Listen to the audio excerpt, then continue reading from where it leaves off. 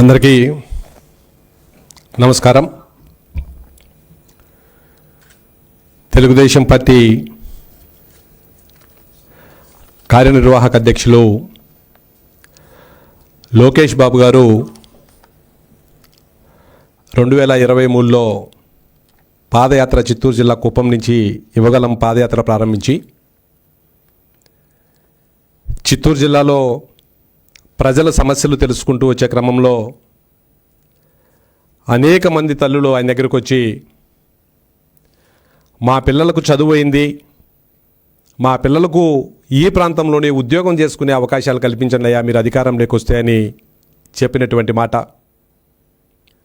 అనంతపూర్ జిల్లాలోకి వచ్చిన వెంటనే భారతదేశంలోనే కరువు నెలగా ముద్రపడింది. ఈ కరువు రక్కసి నుంచి మమ్మల్ని కాపాడండి, తాగునీరు సాగునీరు మా బిడ్డలకు ఉద్యోగ అవకాశాలు కల్పించడని అనంతపూర్లో అక్క చెల్లెమ్మలు చెప్పినటువంటి మాట.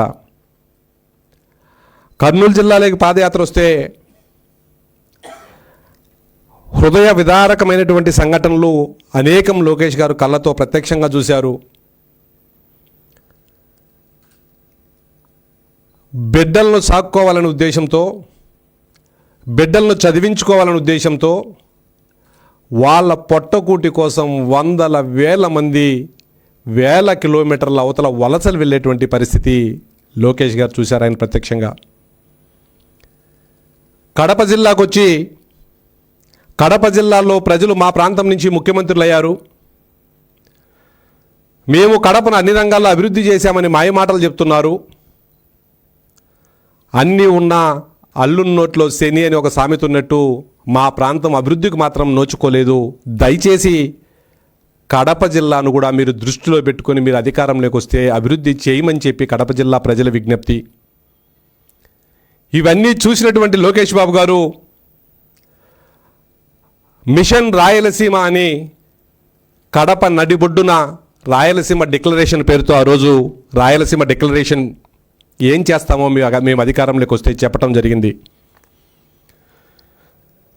లోకేష్ గారు చూసినటువంటి బాధలు, లోకేష్ గారు చేస్తానని చెప్పినటువంటి వాగ్దానాలు, ఈ వాగ్దానాలను నమ్మినటువంటి రాయలసీమ ప్రాంత ప్రజానికం 2024 సార్వత్రిక ఎన్నికల్లో 52 సీట్లకు 45 సీట్లు తెలుగుదేశం పార్టీని గెలిపించి లోకేష్ గారి మీద నమ్మకాన్ని ఉంచింది రాయలసీమ ప్రజానికం.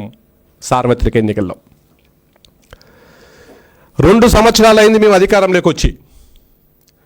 మేము అధికారంలోకి వచ్చిన వెంటనే ఆ రోజు లోకేష్ గారు ఏదైతే మిషన్ రాయలసీమలో చెప్పారో దానికి అనుగుణంగానే 4.5 లక్షల కోట్ల పెట్టుబడులు తీసుకొని వచ్చి 3,20,000 మందికి పైగా ఉపాధి అవకాశాలు కల్పించేదానికి శ్రీకారం చుట్టింది కూటమి ప్రభుత్వం ఈ 2 సంవత్సరాల్లో. ఈ రోజులో లోకేష్ గారు మరి కాసేపట్లో రాయదుర్గం అత్యంత వెనుకబడిన నియోజకవర్గం అనంతపురం జిల్లాలో కూడా 10,000 కోట్ల భారీ పెట్టుబడితో సుజలాన్ అనే సంస్థకు ప్రారంభోత్సవం చేయబోతున్నారు. దీనివల్ల 4,000 ఉద్యోగాలు రాబోతున్నాయి. ఇప్పటికే కడప జిల్లాలో 17,000 కోట్లతో స్టీల్ ప్లాంట్, 3,500 కోట్లతో దాల్మియా సిమెంట్ సెకండ్ ఫేజ్ మార్చటమే కాకుండా రాయలసీమను తయారీ పరిశ్రమలకు హబ్బుగా మార్చేదానికి కూటమి ప్రభుత్వం ప్రయత్నం చేస్తూ ఉంది. ఇన్ని రోజులు రాయలసీమ అంటే కరువు సీమ, రాయలసీమ అంటే తాగడానికి గుక్కు నీళ్లుండవు, రాయలసీమ అంటే 4 మెతుకులు కడుపులోకి పోవాలంటే పొట్ట చేత్తో పట్టుకొని వలస వెళ్ళే పరిస్థితుల నుంచి రాయలసీమ అంటే రాయలసీమ అని చెప్పి మార్చడానికి ఈ 2 సంవత్సరాలుగా ఎన్డీఏ ప్రభుత్వం కృషి చేస్తూ ఉంది. కేవలం అవే కాదు, రాయల్ ఎన్ఫీల్డ్ కానీ, క్యారియర్ కానీ, ఎల్జీ కానీ, రిలయన్స్ వంటి దిగ్గజ సంస్థలు రాయలసీమ ప్రాంతంలోనే పెట్టుబడులు పెట్టేటువంటి పరిస్థితి. పుట్టపర్తిలో యుద్ధ విమానాల తయారీ యూనిట్ కానీ, అప్పుడు కియా, ఇప్పుడు రాయల్ ఎన్ఫీల్డ్ కానీ రాయలసీమ ప్రాంతానికే తీసుకొచ్చి ఆ రోజు లోకేష్ గారు ఇచ్చినటువంటి వాగ్దానం, దాన్ని నమ్మి ప్రజలు ఇచ్చినటువంటి మ్యాండేట్ తర్వాత మేము రాయలసీమను అభివృద్ధి చేస్తాండే విధానం కూడా ఒక్కసారి గుర్తు చేస్తున్నాం. కేవలం పరిశ్రమలే కాదు, ఏదైతే లోకేష్ గారు అనంతపూర్ జిల్లాలో ఆ అక్క చెల్లెమ్మలు చెప్పినటువంటి మాట. గుక్కెడు నీళ్లు లాగా పొట్ట చేతితో పట్టుకుని కర్నూలు నుంచి వలస వెళ్ళి ఆ తల్లులను చూసి పడినటువంటి బాధ 2014 నుంచి 19 దాకా కానీ 24 నుంచి ఇప్పటి వరకు కానీ 26,000 కోట్ల రూపాయలు రాయలసీమ ఇరిగేషన్ మీద తెలుగుదేశం ప్రభుత్వం ఖర్చు పెట్టాం. ఈ బడ్జెట్లో మళ్ళా 10,000 కోట్ల రూపాయలు రాయలసీమ ఇరిగేషన్ కోసం బడ్జెట్లో కేటాయింపులు చేయటం జరిగింది. హంద్రీ నీవా చివరి వరకు పూర్తి చేసి నీళ్లు తీసుకెళ్తామని చెప్పి ఆ రోజు లోకేష్ బాబు గారు మాట ఇచ్చారు. ఆ మాటను వచ్చిన 2 సంవత్సరాల్లో పూర్తి చేసుకున్నాం. మిగతా ప్రాంతాలకు కూడా మొన్న క్యాబినెట్లో అప్రూవల్ వచ్చింది. మిగతా ప్రాంతాలకు కూడా నీటి తీసుకుపోయే పనులు కూడా శరవేగంగా జరుగుతూ ఉన్నాయి. హైకోర్టు బెంచ్ ఇస్తామని చెప్పాం. హైకోర్టు పెడతామని చెప్పి గత పాలకులు మాయ చేసి మోసం చేసి ఒక ఇటుక పిల్ల కూడా కర్నూలులో పెట్టకపోతే కర్నూలు కోర్టు ముందర గౌరవనీయులు లోకేష్ బాబు గారు మేము అధికారం లేకొచ్చాక హైకోర్టు బెంచ్ కర్నూలు తెస్తామని మాట చెప్పారు. మాట చెప్పిన ప్రకారమే మరో 3 నుంచి 4 నెలలలోపే హైకోర్టు బెంచ్ కూడా మేము కర్నూలుకి తీసుకెళ్తాం. వైఎస్ఆర్ కాంగ్రెస్ పార్టీ గ్రామ సింహాలు రాయలసీమలో ప్రతిరోజు ఏదో ఒక దగ్గరికి వెళ్ళి రాయలసీమకు తెలుగుదేశం ప్రభుత్వం అన్యాయం చేస్తుంది, రాయలసీమ ఛాంపియన్లు మేమే అని చెప్పి ప్రతిరోజు మాట్లాడుతున్నారు. ఈ గ్రామ సింహాలకు ఒకటి సవాల్ చేస్తాను. గతంలో చేశాం, మళ్ళీ చేస్తున్నాం, మళ్ళీ చేస్తున్నాం. ప్లేస్ ఎక్కడైనా మీరు చెప్పండి. వైఎస్ఆర్ కాంగ్రెస్ పార్టీ నాయకులు డిఎస్సికి ఏబిపిఎస్సికి తేడా తెలియని మీ అధినేత చర్చకు అవసరంలా. మీ అధినేత చర్చకు వస్తే ఆయన రికార్డెడ్ ప్రెస్ మీట్లోనే ఆయన భాగవతం బయటపడుతుంది. చర్చకు వస్తే మేము తేలిపోతామని మీకు భయం ఉంటే కాస్తో కూస్తో చదువుకొని చాలా రోజులుగా ప్రజా జీవితంలో ఉండే నాయకులు ఉన్నారు కదా వైఎస్ఆర్ కాంగ్రెస్ పార్టీ రాయలసీమలో. ఏ నాయకత్వమైనా చర్చకి రండి, తెలుగుదేశం పార్టీ నాయకులుగా మేము వస్తాం. మీ 5 సంవత్సరాల్లో మీరేం చేశారో 2014 కానీ రామారావు గారి దగ్గర నుంచి కానీ బాబు గారు ఉన్నప్పుడు కానీ తెలుగుదేశం ప్రభుత్వం రాయలసీమకి ఏం చేసిందో కూర్చున్నాం, చర్చిద్దాం, ప్రజలకు వాస్తవాలు చెప్పే ప్రయత్నం చేద్దామని చెప్తున్నాం.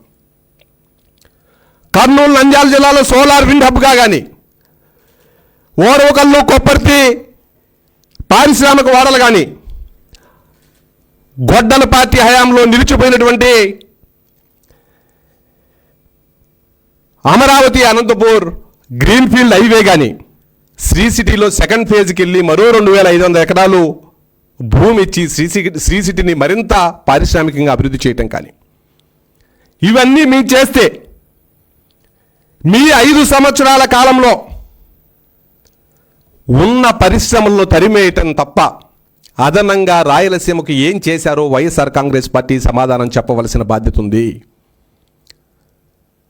రాయలసీమైన అనంతపూర్లో కియా ఫ్యాక్టరీ తీసుకొని వచ్చి పారిశ్రామికంగా అభివృద్ధి చేయడానికి చంద్రబాబు నాయుడు గారు కృషి చేస్తే వేలుముద్రగాళ్ళు నిషానీగాళ్ళు కంపెనీని బెదిరింపుల పరం గుర్తి చేసి వాళ్ళ పని వాళ్ళ చేసుకోనీయకుండా చేసి దానికి అనుబంధంగా వచ్చే 19 పరిశ్రమలను తరిమేసిన మాట వాస్తవం అవునా కాదా వైఎస్ఆర్ కాంగ్రెస్ పార్టీ సమాధానం చెప్పాలా. రాయలసీమ ప్రాంతానికే తలమానికం. రాయలసీమ ప్రాంతంలో ఏదైనా పరిశ్రమల గురించి మా వాళ్ళు మాట్లాడుకుంటే మొట్టమొదటగా మాకు గుర్తొచ్చేది అమర్ రాజా కంపెనీని వేధించి వెంటాడి వేటాడి తెలంగాణకు దాకా తరిమేసింది మీరు కాదా సమాధానం చెప్పాల వైఎస్ఆర్ కాంగ్రెస్ పార్టీ గ్రామసింహాలు. మీ 5 సంవత్సరాల కాలంలో 12 లక్షల కోట్ల బడ్జెట్ పెట్టారు. 12 లక్షల కోట్లలో రాయలసీమ బిడ్డ రాయలసీమ బిడ్డ రాయలసీమ బిడ్డ అని చెప్పుకుంటావు కదా ప్రతిరోజు. నువ్వు రాయలసీమలో ఇరిగేషన్ రంగానికి పెట్టింది కేవలం 2,000 కోట్లు. ఆ 2,000 కోట్లలో కూడా 1,000 కోట్లు పిఎల్ఆర్ సంస్థకు కేటాయించి దోచుకోవడానికి ఆ 2,000 కోట్లు కూడా ఖర్చు పెట్టావు తప్ప అదనంగా ఒక్క టీఎంసీ నీరైనా రాయలసీమ ప్రాంతానికి వైఎస్ఆర్ కాంగ్రెస్ పార్టీ ఇచ్చిందేమో సమాధానం చెప్పే దమ్ము వైఎస్ఆర్ కాంగ్రెస్ పార్టీకి ఉందా అని అడుగుతున్నా. పరిశ్రమలు తేకపోతుంది, ఉండే పరిశ్రమలు తరిమేస్తుంది. ఇరిగేషన్ రంగంలో కూడా ఒక్క టీఎంసీ నీరు కూడా అదనంగా ఇవ్వకపోగా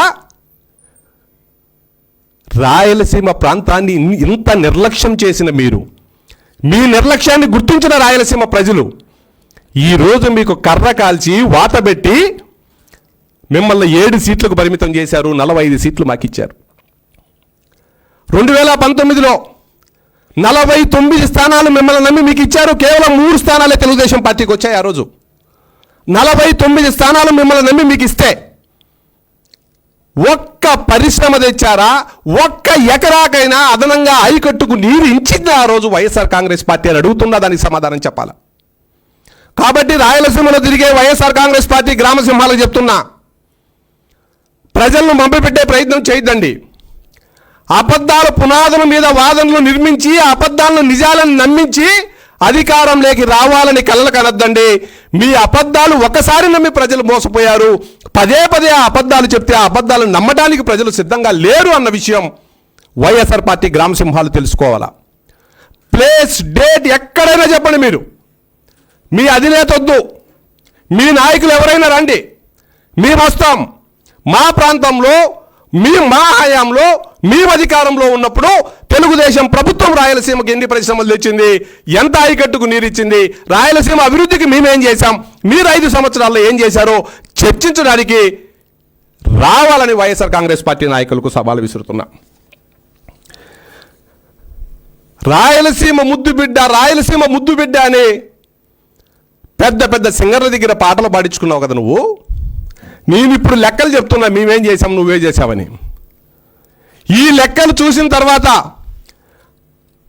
జగన్మోహన్ రెడ్డి గారు రాయలసీమ ముద్దు బిడ్డవు నువ్వు కానే కాదు, రాయలసీమకు పట్టిన క్యాన్సర్ గడ్డ నువ్వు.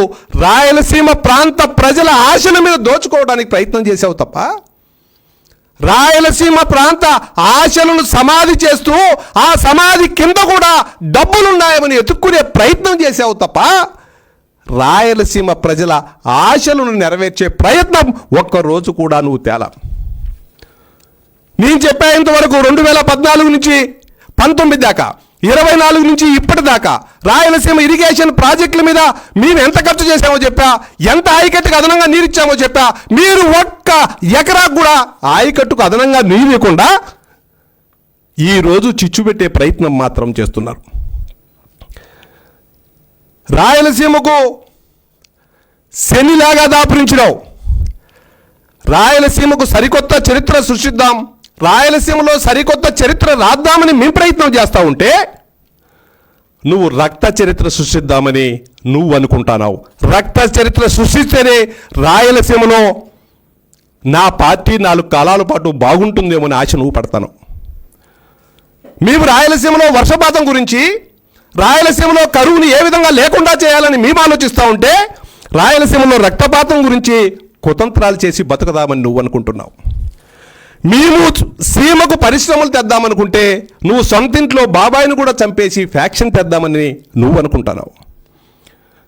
మేము సీమకు కంప్యూటర్లు ఇస్తూ ఉంటే సీమలో ఉండే నిరుద్యోగ యువకులకు ఎరేసి గొడ్డళ్ళు తెచ్చి గొడ్డళ్ళు ఎలా పట్టుకోవాలో ట్రైనింగ్ ఇచ్చే పనిలో వైఎస్ఆర్ కాంగ్రెస్ పార్టీ ఉంది. మేము సీమ రైతులకు నాగళ్ళు ఇస్తున్నాం, నువ్వు అదే సీమ రైతులకు నీళ్లు లేకుండా వలసలు పోయే పరిస్థితి నువ్వు కల్పిస్తున్నావు.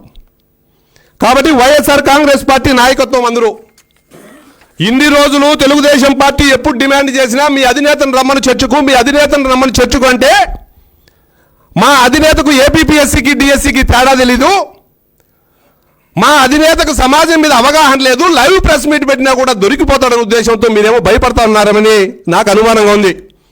కాబట్టి మీ అధినేత వద్దు. రాయలసీమ ప్రాంతంలో రోజుకొక ప్రాజెక్టు సందర్శించి, రోజుకొక ప్రాంతంలో భయాందోళనలు సృష్టించి ఏదో ఒక విధంగా అధికారంలోకి రావాల అబద్ధాలు చెప్పాను ఏదైతే కలలకు అంటున్నారో రాయలసీమలో ఉండే వైఎస్ఆర్ కాంగ్రెస్ పార్టీ గ్రామ సింహాలు, మీరెవ్వరైనా రండి, చర్చిద్దాం. రాయలసీమకు పేటెంట్, రాయలసీమ అభివృద్ధికి పేటెంట్, రాయలసీమలో సాగునీరు తాగునీరుకు పేటెంట్ స్వర్గీయ నందమూరి తారక రామారావు గారు, ఆ తర్వాత నారా చంద్రబాబు నాయుడు గారు ఈరోజు పరిశ్రమలు తెస్తున్నారంటే అది మా యువ నాయకుడు నారా లోకేష్ బాబు గారు. రాయలసీమలో ప్రజలకు కూడా ఒక విజ్ఞప్తి చేస్తున్నా. చివరిగా అనేక మంది రాజకీయ నాయకులను చూసింది రాయలసీమ, అనేక మంది ఎలక్షన్లకు ముందు మాటలు చెప్పేదాన్ని కూడా రాయలసీమ చాలా చూసింది. మీరు చెప్పిన కష్టాలు విన్న నారా లోకేష్ బాబు గారు చిత్తూరులో ఒక రకమైన కష్టాలు చెప్పారు, అనంతపూర్లో చెప్పారు, కర్నూలులో చెప్పారు, కడపలో చెప్పారు. మీ అందరి కష్టాలు విని మిషన్ రాయలసీమ అని రాయలసీమ డిక్లరేషన్ ఏదైతే చెప్పాడో ఆ రోజు నారా లోకేష్ బాబు గారు, దాన్ని ఈరోజు చేతల్లో చూపిస్తాండేటువంటి నాయకుడు రాయలసీమ నిజమైన ముద్దుబిడ్డ నారా లోకేష్ బాబు గారు అన్న విషయం రాయలసీమలో ప్రజలు కూడా గుర్తుపెట్టుకోవాలని తెలియజేస్తూ, వైఎస్ఆర్ కాంగ్రెస్ పార్టీ నాయకులు ఎన్ని అబద్ధాలు చెప్పినా గతంలో 45 స్థానాల్లో మేము గెలిచాం, 45 స్థానాల కంటే ఎక్కువ రాయలసీమ నుంచి మేము గెలుస్తాం తప్ప గెలిపించేదానికి సాగునీరు కానీ తాగునీరు కానీ వస్తాండే పరిశ్రమలు కానీ ఇవే సాక్ష్యమని తెలియజేస్తూ ఈ దుష్ప్రచారాన్ని మానుకోవాలని వైఎస్ఆర్ కాంగ్రెస్ పార్టీకి పిలుపునిస్తాను. Thank you.